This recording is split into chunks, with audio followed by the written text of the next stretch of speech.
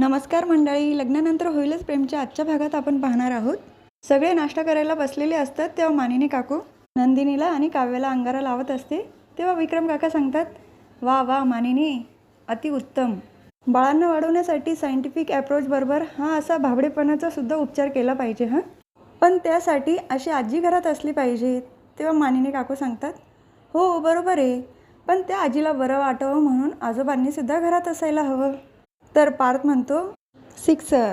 तर नंदिनी पण सांगत असते, बाबा खरंच एवढे दिवस तुम्ही बाहेर राहत जाऊ नका हो, तुम्ही नसले तर सगळे मिस करतो आम्ही तुम्हाला. तेव्हा पार्थ म्हणतो, हो खरंच बाबा, तुम्ही असले ना घर अगदी भरल्यासारखं वाटतं. तर विक्रम काका सांगतात, काय चेष्टा करता का या म्हाताऱ्याची. तेव्हा मानिनी काकू म्हणतात, तुम्ही आणि म्हातारे स्वतःला कधीपासून म्हणायला लागलात. आत्ता मीनाक्षीचा फोन येऊ दे, लगेच पाव मेरी जमी पर नाही पडते म्हणत उडत उडत जाल फोन उचलायला. तर विक्रम काका सांगतात, या बायकांचं काय असतं मला कळत नाही बाबा, लगेच इन्सिक्युअर होतात. आम्ही नवरे नेहमी तुमच्या पदराला बांधलेला असतो, तरीसुद्धा पदर थोडा उडायला लागला का यांचा जीव लगेच सैरावैरा होतो. बघ माझ्या सुना, बघ माझ्या मुलांवर अजिबात संशय घेत नाही. मानिनी काकू सांगतात, माझे मुलं पण तुमच्यासारखे नाहीत ना. तर मिथुन काका आणि शिवा दोघं पण पार्थला चिडवायला लागतात, हो ऑफिसमध्ये कोणीतरी नवीन एम्प्लॉई आलंय. तर पार्थ म्हणतो, तुम्ही आता माझी फिरकी घ्यायला लागलात हां, माझी आज क्लायंटसोबत मीटिंग आहे, मी निघतो आता. आणि काव्य तर चिडलेलीच असते पार्थवर. पार्थ तसंच निघून जातो. टिफिन न नेतात तेव्हा काव्य त्याला टिफिन द्यायला जाते. ऑफिसला जायची इतकी घाई झाली आहे, डब्बा घरीच विसरलात. पार्थ काव्याला जवळ घेतो आणि कपाळावर किस करतो. अहो काय करताय तुम्ही, सगळे बघताय ना. तर पार्थ म्हणतो, इथून काही दिसत नाही. तर काव्य त्याला ऑफिसला काढून देते. तर वसू आत्या विजयकडे आलेले असतात. हो विजयराव, तुम्हाला काही ऑफिसला वगैरे नसतं जायचं का, सध्या तुम्ही जात नाही ना. पण मस्त असं टिफिन वगैरे घेऊन जायचा, कारण खाली त्या पार्थचं बघा किती कौतुक चाललंय.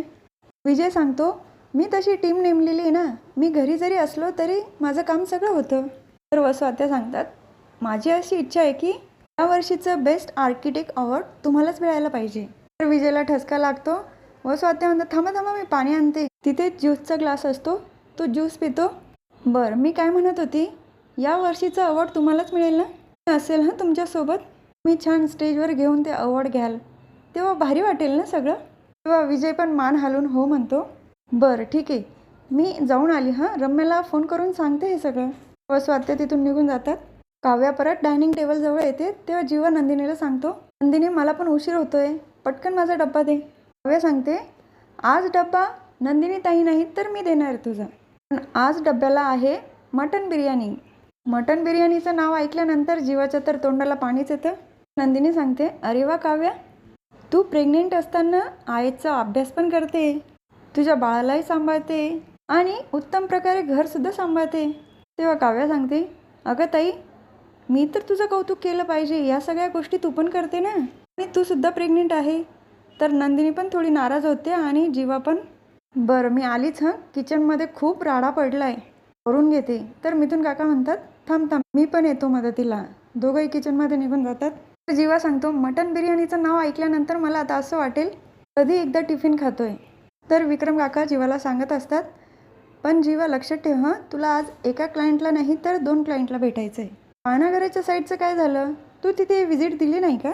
आणि दोघांचं हे बोलणं विजय वरून ऐकत असतो.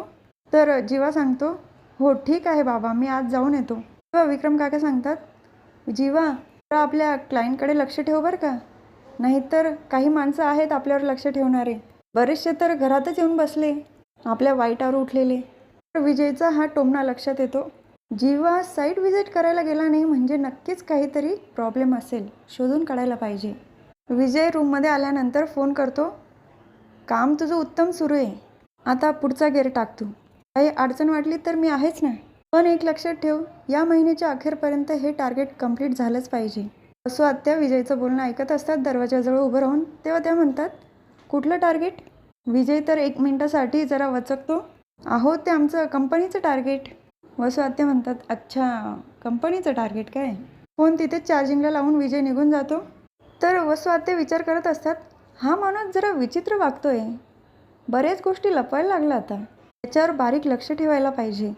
फोन असतो, चेक करायला बघतात. त्याच वेळेला विजय मागून येतो, काय करताय, माझा फोन चेक करताय. वसू आत्या तर खूप घाबरतात, त्यांचा फोन लगेच हातातनं खाली पडतो. तर विजय पटकन त्याचा फोन झेलतो माझा फोन चेक करण्यापेक्षा ना एक काम करा, ऑफिसमध्ये काय चाललं आहे ना त्याची जरा नोंद घ्या आणि मला सांगा. वसू आत्या सांगतात, मी कशाला सांगू, तुम्ही मालकीण आहात ना, म्हणून. तिथून निघून जातो. तर वसू आत्या लगेच ऑफिसमध्ये फोन ऑफिसमधल्या अपडेट ईमेल करायला लावतात. तर काव्याने मानिनी काकू आणि नंदिनीला रूममध्ये बोलवलेलं असतं. काय गं काव्या, आम्हाला का बोलवलं? तर काव्या सांगते, अहो आई, माझी सोनोग्राफीची रिपोर्ट आली आहे. तर ती रिपोर्ट बघून नंदिनी आणि मानिनी काकू दोघी पण खूप खुश होतात. जेव्हा नंदिनी रिपोर्ट बघते, आधी तर खूप खुश असते, पण नंतर तिला तिच्या बाळाची आठवण येते.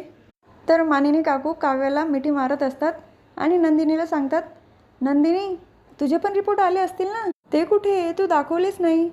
तर नंदिनी सांगते, अहो आई, ते रिपोर्ट आहे ना जीवनने कुठेतरी ठेवले वाटतं, मी त्यांना विचारून मग तुम्हाला दाखवते. तर मानिनी काकू म्हणतात, नंदिनी, तुझं बाळ खूप वाट बघायला लावायचं आहे हां आम्हाला.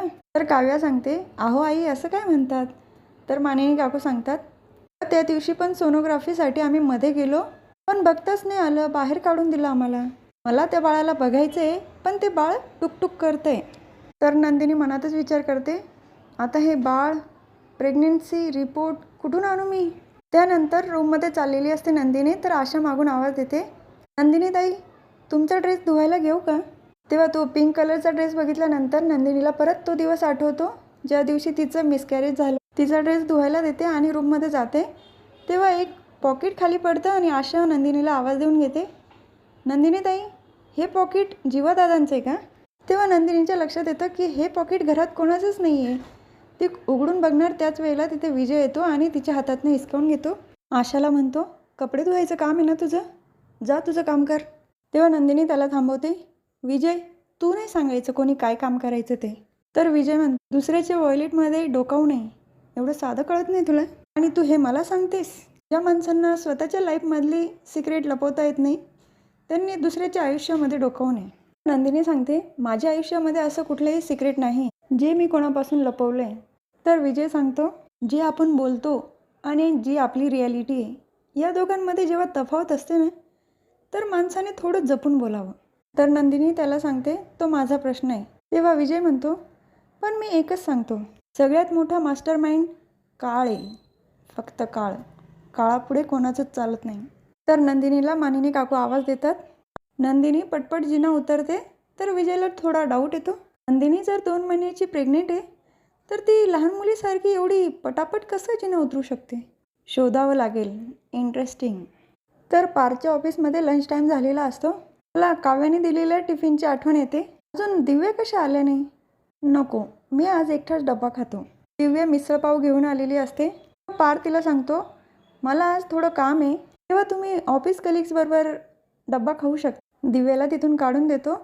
तेव्हा समोर काव्याचा फोटो असतो. बघितलं का मालकीनबाई, आपल्या काव्यार्थाच्या जगात कोणालाच एंट्री नाही आहे. मटन बिर्याणी खाऊन बघतो, त्याला खूपच आवडते ती. तर नंदिनी जीवाला फोन करून सांगते, अहो आईंनी सोनोग्राफीची रिपोर्ट मागितली. तर जीवा सांगतो, आता हे काय नवीन?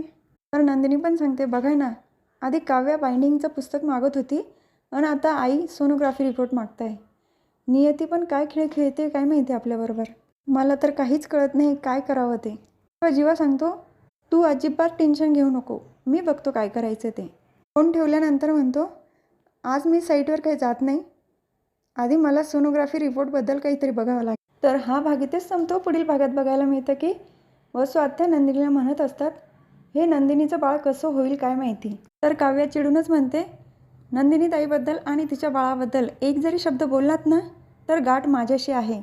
तेव्हा विजय म्हणतो, गप्प बस, सासूबाईंशी नीट बोलायचं, आधी स्वतःच्या नवऱ्याकडे बघ. तू हे पोट घेऊन फिर आणि तो दुसऱ्याच मुलीच्या गळ्यामध्ये हात घालून फिरेल. तर काव्या त्याची एक कानाखाली देणार, तितक्यात पार्थचा आवाज येतो, काव्या.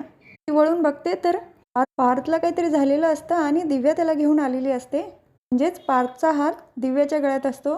आता उद्याच बघायला मिळेल नेमकं काय झालं ते. काव्याला तर खूप मोठा धक्का बसलेला असतो पार्थला असं बघून. उद्या पुन्हा भेटूया. लग्नानंतर होईलच प्रेमच्या पुढच्या व्हिडिओमध्ये. तोपर्यंत माझ्या व्हिडिओला लाईक, शेअर, सबस्क्राईब करा. बेल आयकॉन दाबायला विसरू नका.